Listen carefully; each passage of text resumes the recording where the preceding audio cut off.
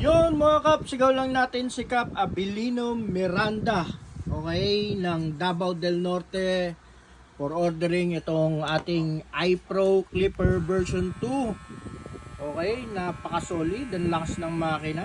Okay, naka fusion blade, DLC, lever with notches, and then ang ganda nung ano niya, nung shape.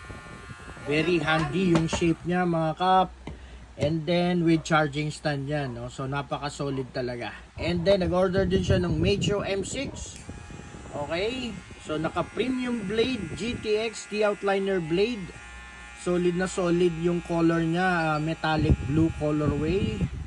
And then syempre zero gap na zero gap yan. So alam naman natin pag medyo tahimik, malakas. Maraming salamat Kap Abilino Miranda ng Davao del Norte.